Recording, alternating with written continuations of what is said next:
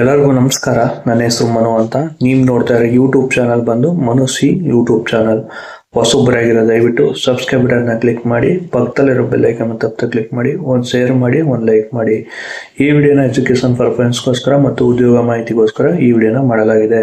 ಏನಪ್ಪ ಅಂತ ಹೇಳಿದ್ರೆ, ಹಾಸನ ಚಾಲಕ ವೃತ್ತಿ ಪರೀಕ್ಷೆಯಲ್ಲಿ ಅಭ್ಯರ್ಥಿಗಳು ಎಷ್ಟು ಅಂಕ ಪಡೆದವ್ರೆ ಅಂತ ಒಂದು ಲೀಸ್ಟನ್ನು ಬಿಟ್ಟವ್ರೆ. ಅವತ್ತಿಂದ ಏನು 16/12/2024 28 ನಿನ್ನೆ ಶನಿವಾರ ಏನು 28ನೇ ತಾರೀಕು 28/12/2024 ಲೀಸ್ಟ್ ಐತೆ.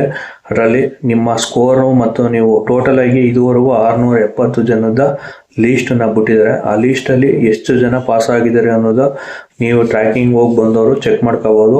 ಅದನ್ನು ಒಂದು ಸ್ವಲ್ಪ ನೀಟಾಗಿ ಚೆಕ್ ಮಾಡ್ಕೊಳ್ಳಿ. ನಾನು ವಾಟ್ಸಪ್ ಗ್ರೂಪಲ್ಲೂ ಹಾಕಿರ್ತೀನಿ, ಜೊತೆಗೆ ಕೆಳಗಡೆ ಡಿಸ್ಕ್ರಿಪ್ಷನಲ್ಲೂ ಅದರ ಲಿಂಕನ್ನು ನಿಮಗೆ ಮೆನ್ಷನ್ ಮಾಡಿರ್ತೀನಿ.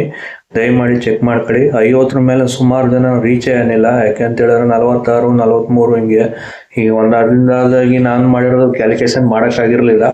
ಆದರೂ 40ರಲ್ಲಿ 13 ಜನ ಆಗಿದ್ದಾರೆ ಮತ್ತು 41ರಲ್ಲಿ 14 ಜನ ಆಗಿದ್ದಾರೆ.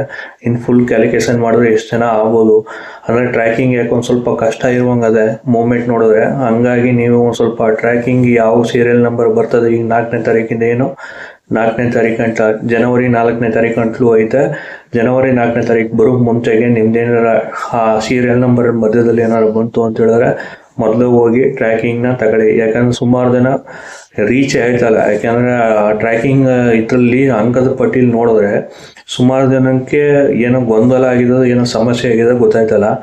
ಆದರೆ ಟ್ರ್ಯಾಕಿಂಗ್ನ ಹೋಗಿ ರೀಚ್ ಮಾಡ್ತಾರೋ ಎಲ್ಲದರಲ್ಲೂ ಮುದಾಬಾದಲ್ಲೂ ನೋಡಿದಾಗ ಟ್ರ್ಯಾಕಿಂಗಲ್ಲಿ ಸುಮಾರು ಜನ ರೀಚಿಂಗ್ ಆಗಿರೋ